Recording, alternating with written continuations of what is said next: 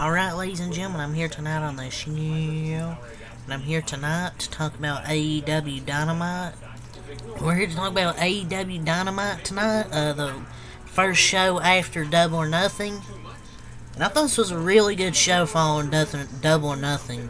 I thought this was a pretty good show tonight.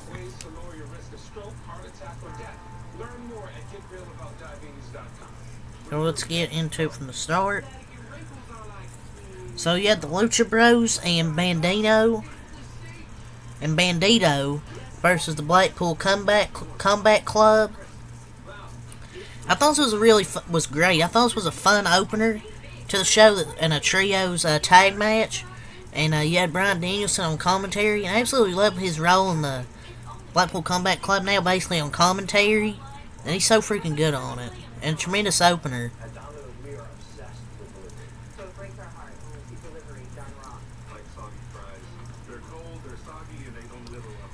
And match was a banger. So that's how you knew it was going to start to be a good show when you had a good match, trios match like that. And I loved it. Was a fun opener. I mean, no disrespect, but God Almighty, I hope Tony Khan can find a way to crown new Ring of Honor champions and put Claudio and the Lucha Bros officially back on Dynamite. Ring of Honor is very antiquated in 2023, so maybe that can happen. But I also love the finish of this match: brutal elbows and a unique pin. It's a great type of finish for a heel faction like the BCC. And didn't pop the crowd and reinforce how legit they are. So I thought this was a really good match to open the show. So you had a basically backstage promo next with Hangman Adam Page. I didn't write it down, but and he basically said that Kenny Omega's not in Canada after they got costed that match. And AEW Dynamite against the Blackpool Combat Club. And Hangman Page says Kenny Omega's not in Canada, but Domination is also next Sunday, so I bet he's there to confront Ospreay and set up the money match for Forbidden Doors. But who knows? It could be both. Mr. Ibushi might be coming to town. They might recruit Ibushi in Japan, maybe. We will just have to see. That might happen at Forbidden Door. The Golden Lovers might come back. So next, you had Jay White and Juice Robinson in the ring cutting a promo with Mr. Tony Schiavone. So I'm absolutely down with this. It was a good promo. I thought, in my opinion, it was kind of a little rough to start, but it got better as it went along. And FTR comes out, so we're basically getting a program probably started here with Juice Robinson and Jay White versus FTR for the Tag Team Championships, and I'm down with this. I'm absolutely down with this decision with Juice Robinson and Jay White versus FTR. I wasn't feeling Juice Robinson at first, but I've been loving seeing him with Jay White, and I actually love his character, but he's probably definitely taking the pin. But he's definitely elevated himself since being paired with Jay White. But Jay White's so good, man. I don't know why people think he feels cold. Like, it's been a few months. I'm giving it till Collision gets underway. And people are saying this ain't going nowhere. This is absolutely going somewhere. We're going to get Jay White and Juice Robinson versus FTR. And I feel like we might get a new member of the Bullet Club in the next... I feel like we're going to get a new member of the Bullet Club maybe next week. It's like 3-on-2 at the moment. Because you got FTR and Ricky Stark, so I feel like we're going to get a new member. They're kind of hinting at it, that there could be a new member soon. But that's a money-making match. Sign me up for it. I want to see it. Because I'm absolutely down for it. Because Jay White's so good, and Juice Robinson's been improved with Jay White now, and FTR's so good as well. And then, after the promo, Juice Robinson hit a cheap shot on FTR. I think Juice Robinson smacked him with a roll of quarters. And then they hit their finishers. Ricky starts them out to save them. And basically challenged Jay White to a match next week on AEW Dynamite. So that match is official. So that's going to be a good match there. Jay White versus Ricky Starks and one-on-one on free TV. And then next we have an announcement. Tony Khan, he has another announcement. He's officially announced that CM Punk will be returning at AEW Collision June 17th in Chicago, Illinois. And that was probably the most diverse reactions to CM Punk I've ever heard. It was like mixed with cheers and boos. It's just good business to announce him now because we all knew, oh, it's in Chicago, Illinois. CM Punk's going to return. It was obvious. So, of course, everyone knew he's going to be announced the moment they announced Chicago. And they announced Chicago as one of the dates. This ain't because of ticket sales. We knew CM Punk was going to return. It's the worst kept secret. And plus, that facial expression when he announced was like, oh, here come the headaches from the fans. But not a shock. But I think the crowd will be better in Chicago, because that's his hometown. But yeah, I don't really have too big of an opinion on it. I mean, I'm kind of glad to see him return. I just don't have much of an opinion, really. But it's kind of divided on Twitter, as well as the fans. There's like mixed reaction. Next we got Swerve Strickland versus Big Bill versus Trent Beretta in a triple threat match. All three men in this match showed out, in my opinion. Obviously, Swerve Strickland got the win. Big Bill hit a choke slam, but then Swerve knocked him off the apron and got the win. But Big Bill definitely deserves a push,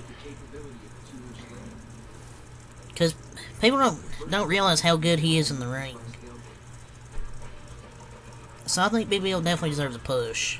Trent Beretta, I think, can be a good single star.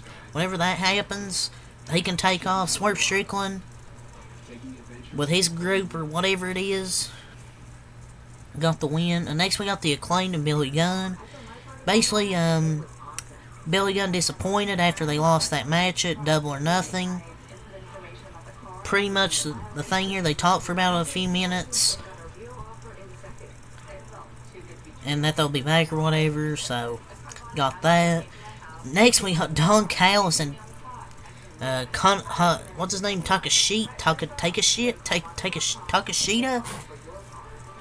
The heat on Don Callis, though, is literally beautiful. Like, my God, you can't even hear him speak, and when he does, you can't even hear him because the crowd's booing him out of the building so loud.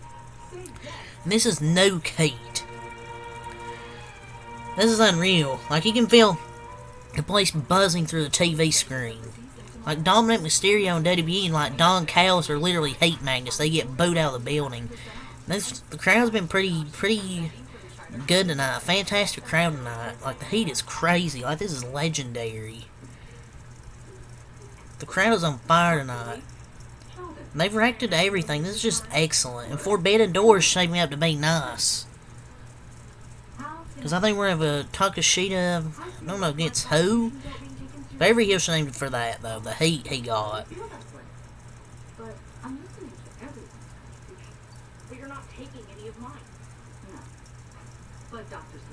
I've never seen a segment where the crowd just continuously boos. The only one I can remember is Roman Reigns after WrestleMania. After he defeated The Undertaker the night before. Damn. Darby Allin and Orange Cassidy versus Toa Lena and Bishop Colin. I thought this was a really good star-making performance for them to show out, because they are fucking great. I think they're the Ring of Honor champions, tag champions, something. And I'm also loving this pairing tag team of Darby Allin and Orange Cassidy. Like, they work so well together. But I don't know. I just don't get the disdain of Ring of Honor talent being on television. I get the current show is not that great, but shouldn't that make you want to see good talent on Dynamite, though, to see how good they are? And I thought this was a good Dynamite night. This was a really good match. Tony was cooking tonight with the matches, because even that triple threat match, Swerve, Big Bill, and Trent Beretta, I thought was really good. All three of them showed out. And the Toa, he moves so fast for a man his size. Like, he is great. And it's a great decision having Darby and Orange bump for these big dudes. But I've never heard of seen of these guys before. These Bishop and Toa, but they seem really good. But Darby Allin and Orange Cassidy obviously get the win. Sting comes back and returns. He saves Darby Allin and Orange Cassidy. So good to see Sting back. So Tony Schiavone interview supposed to be with Hook, but then Jose the assistant or whatever comes out. Whoever the fuck that is. But saying, oh, they need more TV time and stuff like that. Preston, Vance, and Roche. And Jose said they're going to get that TV time. They start beating the shit out of Hook. But here comes Jungle Boy saving Roche. Or saving Hook. So I'm assuming we're going to get the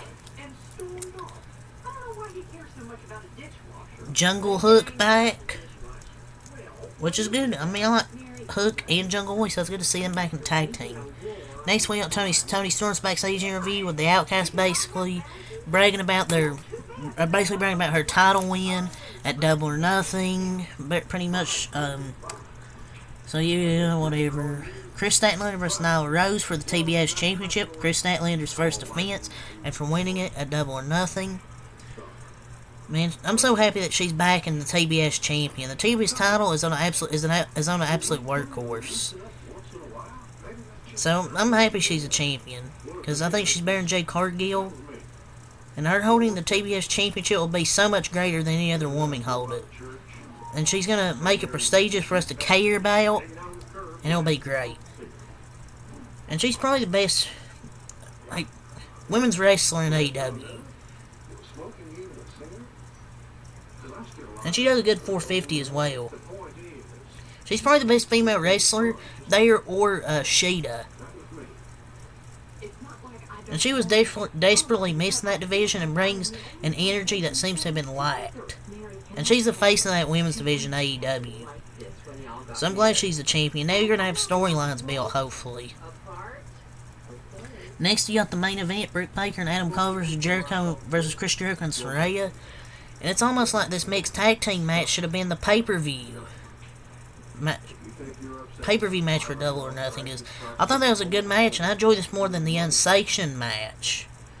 And that was a very fun match to close the show, and this feud has been... Hopefully it's the end of the feud. I mean, this is one of the best parts of Dynamite. I don't know about one of the best parts, but a pretty good match. And the crowd also helped, but hopefully the feud is now done. Cole's got 2 wins, Jericho's got 1. Hopefully this is it. But this match was better than the pay-per-view match. So I thought this was better than the Unsanctioned match. But hopefully this ends the feud. But I thought tonight was a very good show. I'll give it an 8 out of 10. I thought it was a pretty good show to follow after that. It's an okay pay-per-view, but besides the last 2 matches, but I thought they did a good job with the matches tonight. But yeah, that's all I'll say for this video. So until next time, I'll Peace.